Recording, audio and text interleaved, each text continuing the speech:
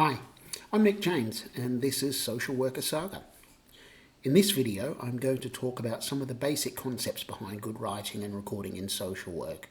Some of this you may have heard before, some of it may be new. These thoughts aren't about a specific piece of work, but rather are things that you should keep in mind no matter what you're writing. Some of these will help directly with your writing, others are more philosophical around what we're trying to achieve in child in need and child protection social work. So let's get started. Rule number 1, clear is kind, unclear is unkind.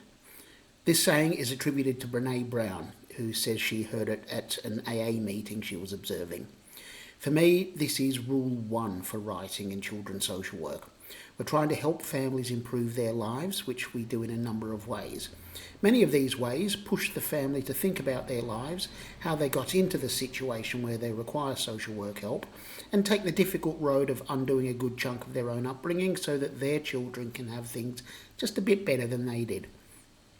This isn't easy for anyone. It usually takes time and involves a couple of false starts. One thing that helps this process is clarity from their social worker about what is happening and why. The reports that we write and give the families, when written well, can help walk them through this process. The way that you achieve this is the purpose of this channel. It's important that the families have the information in a form that they can digest in your absence, so they don't need you to explain it to them. When you're there, they might have their guard up. When you're gone, they can read through, highlight bits, reflect, maybe ask someone else that they trust to have a look and then reread it if necessary. So let's get into it. What makes writing clear? Here are some starters. First, structure. This is useful both in the document overall and within sections, so subheadings can help with this. A proper introduction does a great deal in helping readers prepare for what's coming, and a good conclusion summarises what they've read and highlights key points. These key points will then stick with them when they're reflecting on what they've read. Next, we have context. Ensure that you have included enough context so that your readers understand the wider picture. The family and their difficulties didn't start to exist when we found out about them, and their lives aren't defined by what happened that caused social care to be involved. Third, we have short sentences and paragraphs. Try and keep it to one idea per paragraph, 5 to 7 lines per paragraph on average. Then we have use the active voice over the passive voice as much as possible. For example, the social worker wrote the report is the active voice. The report was written by the social worker is the passive voice. Sometimes that might even just be the report was written. The reason for this is that the active voice is much clearer about who undertook the action, whereas the passive voice can hide responsibility. So the adult hit the child versus the child was hit. The second one just doesn't tell you who did it. Fifth, we have observation, not opinion. So describe what you saw instead of just giving commentary. For example, the kitchen sink had a large pile of unwashed plates and pans. The floor was sticky and there was grime around the skirting board. Gives a lot of information and paints a picture in someone's head, as opposed to a line just like, the kitchen was dirty, which is very subjective and people can reasonably disagree about what dirty means. Sixth, we've got good spelling and grammar. Not only is this clearer to read, but it gives the impression of professionalism. A report that's full of typos suggests someone who doesn't check their work and a manager who doesn't provide any oversight or quality assurance. So all of these sorts of things will take some thought and some practice, but they're basic tips. They're a good place to start. I'll be discussing these examples and more in greater detail later on. And even if families don't agree with everything you write, they appreciate the understanding that you show them and the effort that you put into writing it in a way that's clear for them. A few years ago, I had a family who had been known to the service for years, and I was taking them to a child protection conference. I expected it to be full of fireworks, but when the mother arrived, she was relatively calm. She wasn't happy, but she was calm. When we started, the chair asked if she'd read the report, and she said, "Yes, I read it. I don't like it, but at least I know why you lot are involved this time."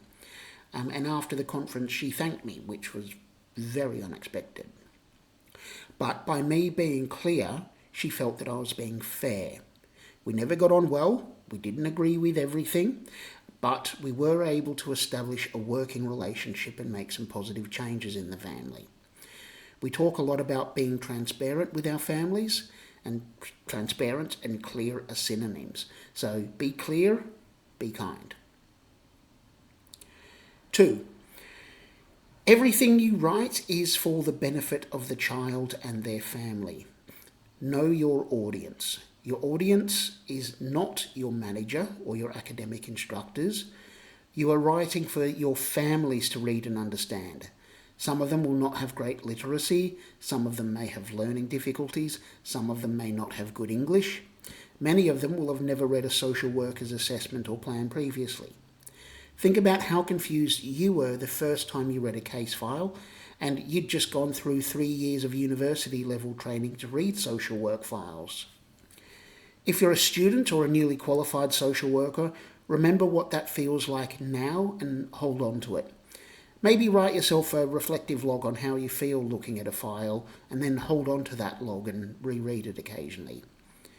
So, you are writing for 2 particular audiences above all others. Who your primary audience is depends on the status of your case. So if you're writing regarding children in long-term or permanent foster care or adoption, or another field where the parents aren't overly involved in the child's care, then the child is your most important audience. They may come back to read their file 20 years from now. It's unlikely you'll still be working in the same department then, but even if you are, you probably won't remember the details on a 20-plus-year-old case. A person reading a file from when they were a child won't have a great deal to go on aside from what they're holding in their hands. Your recording has to be able to stand up on its own and help that child/adult understand what was happening in their life at that time.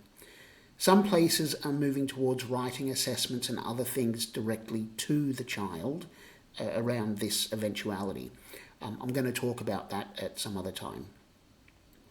If you work in assessment, child in need, child protection, or children in care where the child is potentially returning home, then your main audience is the parent or carer right now. It's still very important to keep in mind the child reading it in 20 years, but our goal is for the children to remain or return to their families wherever possible.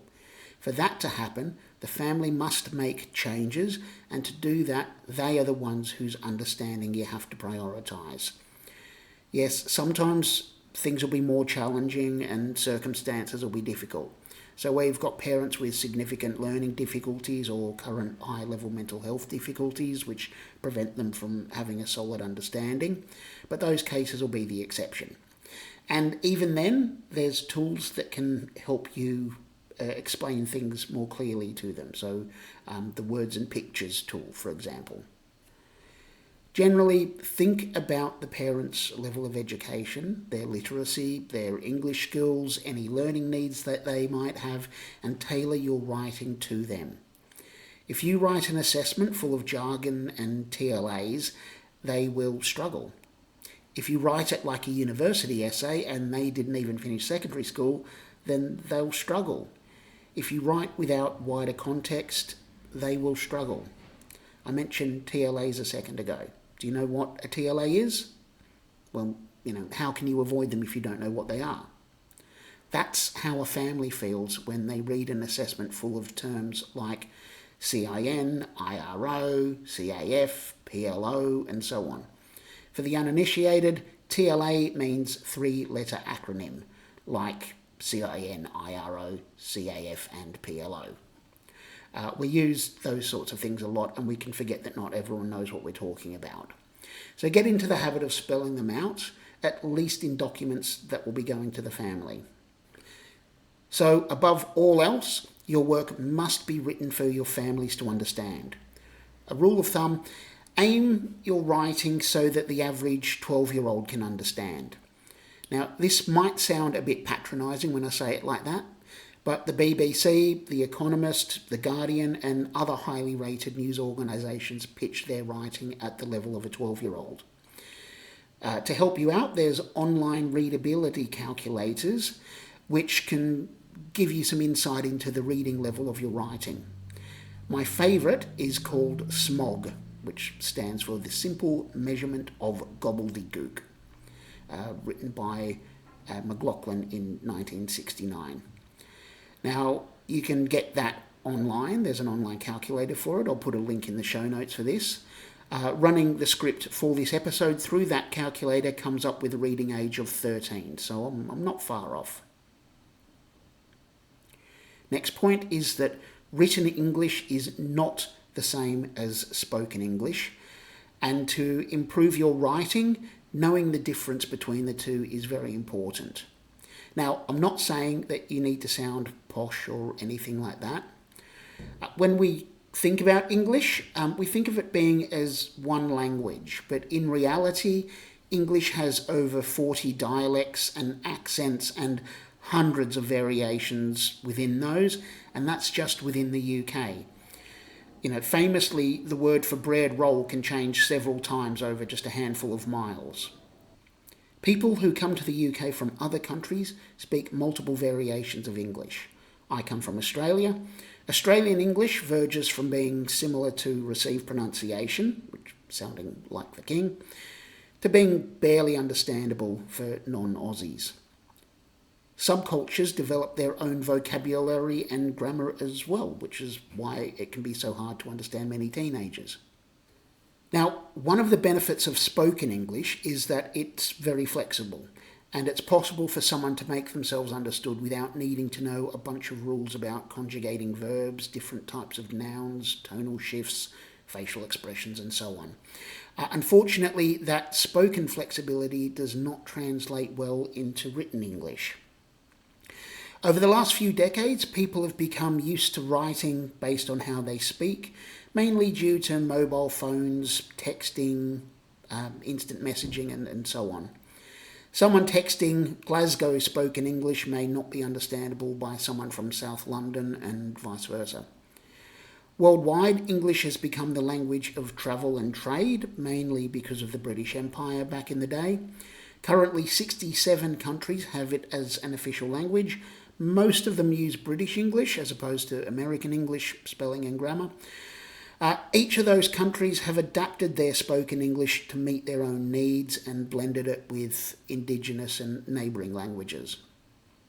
On top of that, large multinational organisations like the United Nations, the European Union and NATO use British English as well. More countries in the Americas have British English as their official language standard than American English. That's not really relevant to social work, I just find it interesting. Anyway, let's get back on track. So the family you're working with may have lived in the area for generations and have a university level education, or possibly they moved to the UK more recently and their English is still quite basic. The point is, standard written English aimed at the reading level of the average 10 to 12-year-old gives the best chance of being clearly understood by the widest variety of people, no matter which dialect or variation of English they'd speak normally. That's why news sites pitch at that level, to get the widest possible readership. So if you've got feedback about your writing not being clear, think about whether you're writing in a way similar to how you speak rather than standard written English. If you want to improve your written English, then I recommend reading news sites, books about history, classic novels, and similar things like that. Pay attention to how they use language and notice where it's different from how you might speak. Try reading some BBC News articles out loud to see where there are differences in how they're written and how you speak. No need to do a posh BBC accent unless you really want to. Obviously, if the family don't speak English at all, then you'll have to have a translator. For very basic things, arranging appointments, etc., Google Translate is good enough, but for more significant documents, you really should have them professionally done.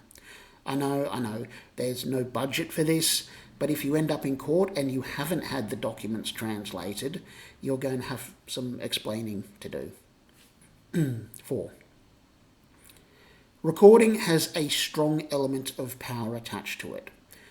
With great power comes great responsibility, as said by the ancient philosopher Spider-Man.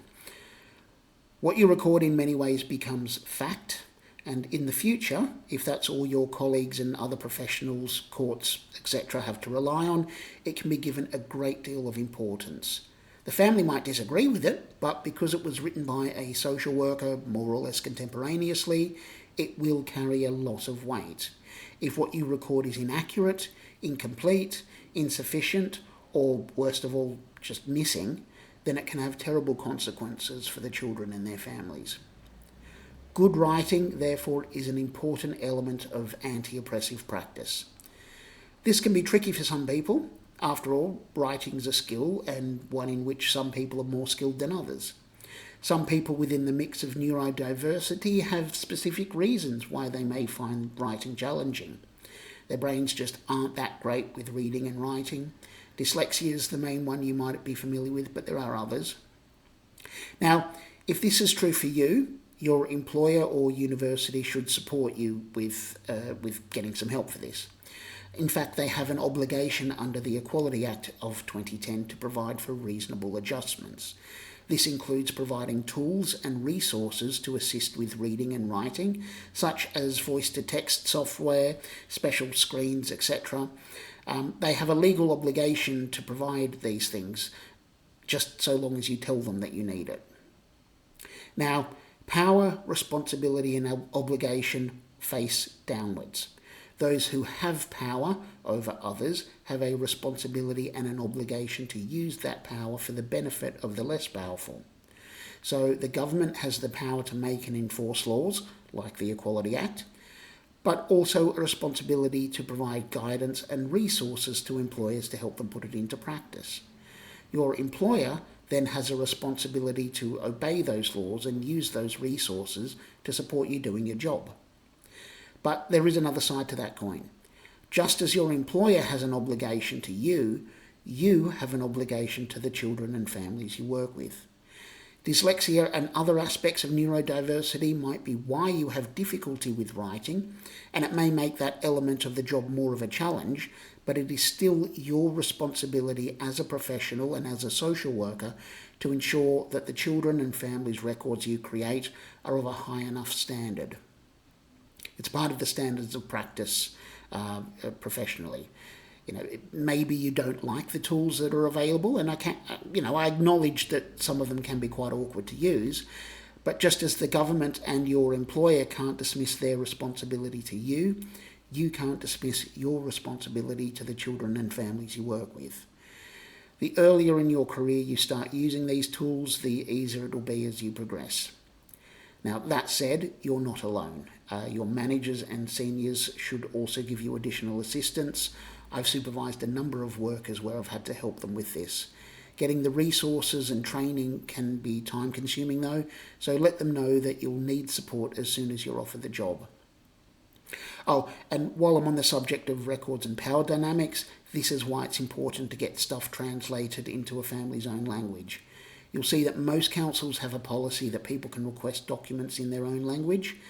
Personally, I can't think of a more important document for a family to be able to understand and read on their own terms than a child and family assessment.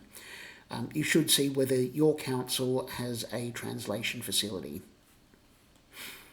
And finally, we have a note for managers. Signing off on a supervisee's work is you taking responsibility for that work. The second you sign off on it, it is no longer their fault if it's poor quality.